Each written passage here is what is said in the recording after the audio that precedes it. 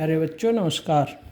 आज हम लोग अपने चैप्टर फर्स्ट में ही जहाँ तक कल पिछले वीडियो में कर चुके थे उसके आगे एक और प्रश्न करते हैं। अब ये जो प्रश्न होगा वो होगा दशमलव संख्या को परिमेय संख्या में परिवर्तित करना। पीछे हम लोगों ने क्या देखा था, परिमेय संख्या को दशमलव संख्या में परिवर्तित करना। अब हम लोग क्या करेंगे, दशमलव संख्या को परिमेय संख्या में कैसे परिवर्तित करेंगे। दशमलव संख्या को परिमेय संख्या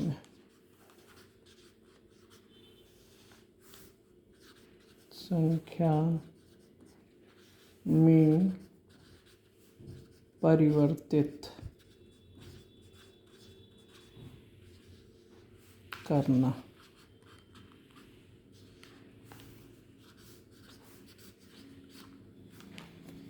दशमलव संख्या कोई एक ले लेते हैं, उसी से हम पूरा आपको समझाते हैं कि किस तरीके से दशमलव संख्या को हम लोग परिमेय संख्या में परिवर्तित करेंगे। तो इस पे भी दो तरीके के प्रश्न होंगे, एक शांत दशमलव और एक अशांत दशमलव। तो पहले हम लोग शांत दशमलव का एक एग्जाम्पल ले रहे हैं।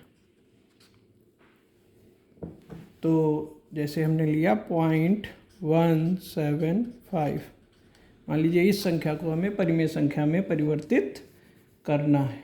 तो इसके लिए क्या करते हैं, जहाँ दशमलव का चिन्ह होता है वहाँ पर 1 लिखा जाता है और दशमलव के बाद जितने अंक आते हैं उतने हम लोग 0 रखते हैं। तो 0.175 को हमें परिवर्तित करना है भिन्न रूप में।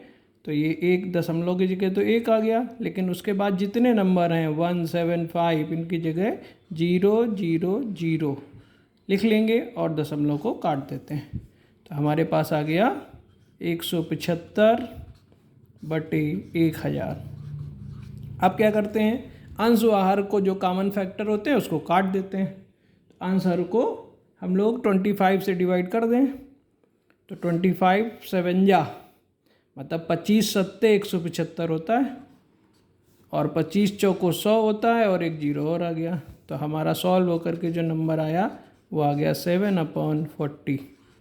तो 0.175 को हम लोगों ने जब परिमेय रूप में परिवर्तित किया तो 7/40 ये हो गया। तो ये आपको एक एग्जाम्पल समझ में आया। एक और ले लेते हैं, 2 एग्जाम्पल कर लेते हैं हम लोग।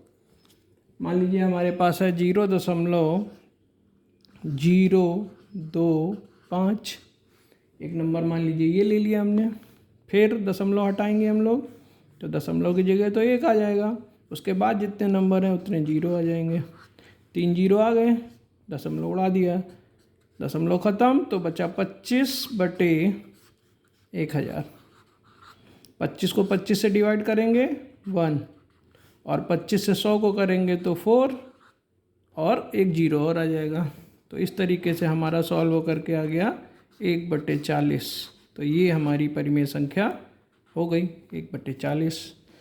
तो जब शांत दशमलव दिया होगा तो उससे परिमेय संख्या हम लोग इस तरह परिवर्तित कर लेंगे।